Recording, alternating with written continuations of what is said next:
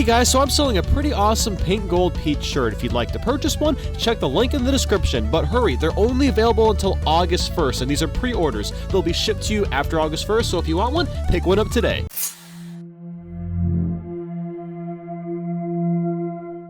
Today's list will cover the worst Mario Party 2 minigames in my opinion. So without further ado... Yahoo! Number 10! So I'm not gonna lie, it was hard trying to find 10 really bad minigames in Mario Party 2. Most of them are either really good or good-ish. Regardless, the first few I'll talk about aren't awful, but they aren't great either. This is an item game called Roll Out the Barrels. The goal is to find an item you want and grab it after the barrel mixing is done with. As long as you're paying attention to the screen, you're pretty much guaranteed to win this one. It's stupid easy since the barrels really don't roll around that fast.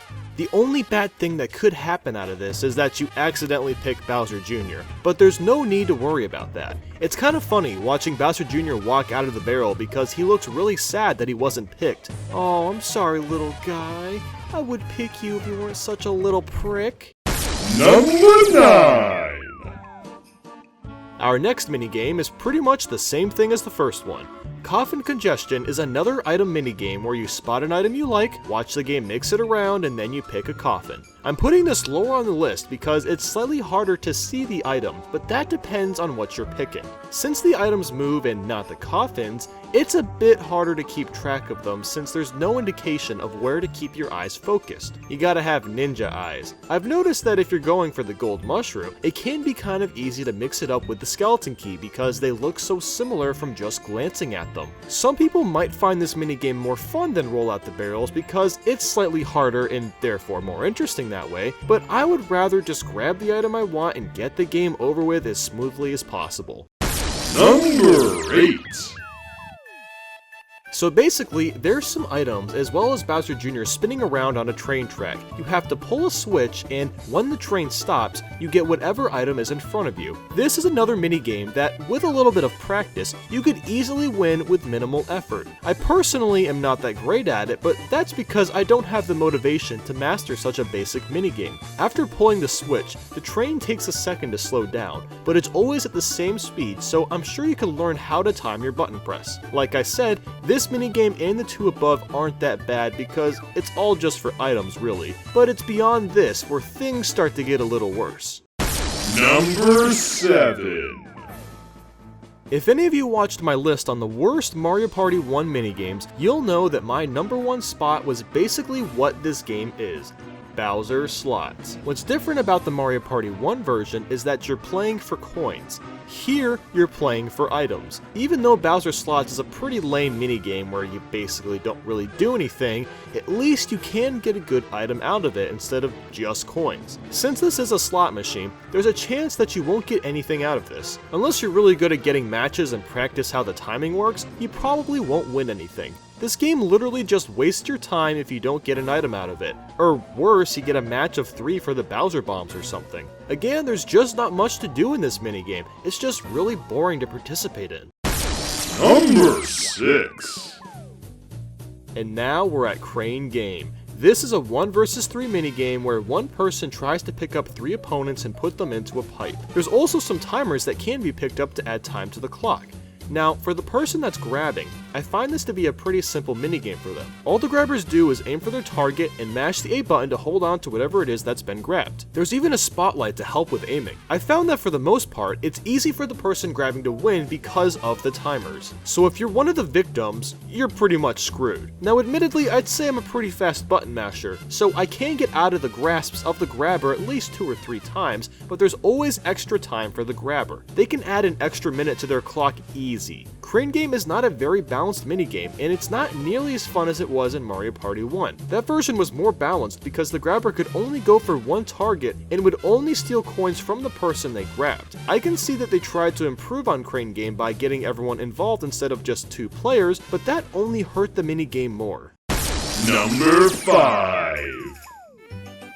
And now, let's talk about Toad in the box. Why the game's title has Toad in all caps is beyond me, but that's not important. Every player has a spinning box above their head, and the goal is to hit the box when the Toad is facing the screen, allowing a platform from below to raise up. Do this 5 times and you win. At first, this minigame is pretty fun because you have to figure out when to time your jump to get the Toad icon. However, when you get to the point of having to raise the floor to the 4th and 5th level, the game turns into complete luck. The box gains speed as you move up in levels, and in theory that sounds like a good idea. It gets to the point though where you can't even estimate when to jump. You'll just mash the box and hope you get it. I guess some people may like that aspect because it puts you under more pressure to get the first 3 levels quickly so you have a better chance to get levels 4 and 5 to win. To me at least, it's completely unfair to the player, especially if you're playing with really good computers on super hard mode, because they can just get the box hit right on the first try for every level. Toad in the box starts off well, but turns into garbage as the game progresses.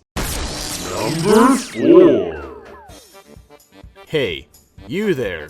Look away. Yeah, that's the name of this minigame. It's another 1 versus 3. The player on top is trying to look in the same direction as the bottom players, hence why the bottom players want to look away so they won't be eliminated. For the bottom players, they need to avoid looking in the same direction as the top player 5 times to win. My main gripe with this game is that, like Crane Game, it's not balanced out between all the players. There's a jingle that plays for a few seconds, and after that, everyone can start moving their heads around. It's so easy to confuse and throw off the top player, it's almost to the point of it being luck if you face the same direction. Since there's 5 directions, because facing straight forward counts as one as well, the top player has a 20% chance of knocking someone out. This makes the game incredibly hard to win for them. It's not that terrible if you have insanely fast reflexes, but even then, it's just not enjoyable. The only thing I really like about this game is the little jingle that plays.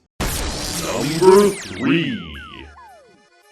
I used to think that bowl over wasn't such a bad minigame. The premise is pretty hilarious. One person bowls a turtle shell down a ramp while the other 3 players are the pins. They can jump around and try to avoid the shell, but the shell can be moved around and it doesn't take much skill to aim. In Mario Party 1, this minigame existed, but you could only throw the shell 1 time and whoever got hit lost 5 coins. This time around, the bowler gets 2 throws to try to knock over the 3 players to win. You might be thinking that 2 throws should be more than enough of a chance for both the bowler and the pins to win. But here's the thing. While I've personally never played this game with 4 human players, I've realized that in that scenario, the pins will win every time. For the first throw, 1 pin will move all the way to the left, 1 to the right, while the 3rd one can stay in the middle. If the bowler hits only 1 human pin, which is very likely in this case, for his second throw the pins just have to split up and they're good to go. That is completely unfair, but only if you're playing with 4 human players. The computer players are stupid and group up next to each other, but just the fact that this minigame can be manipulated so easily puts it on this list. Number 2. These last 2 minigames are complete and total trash. Bowser's Big Blast puts everyone in a room with a big Bowser head, which is actually a bomb. There's some switches that the players will have to push down. The switch will either keep them alive, or the bomb will go off and they'll be eliminated. This whole minigame is completely random. There's no skill and no way to tell which switch you should pick. Now, I can possibly see this game being fun with a group of friends, and I kind of enjoy it if I'm in a carefree mood. But really, there's nothing to this. There's always 1 extra switch available to push down on, so it's possible for every player to pick a switch that won't make Bowser explode, but it's just honestly so stupid and pointless. And now, the number 1 worst Mario Party 2 minigame is...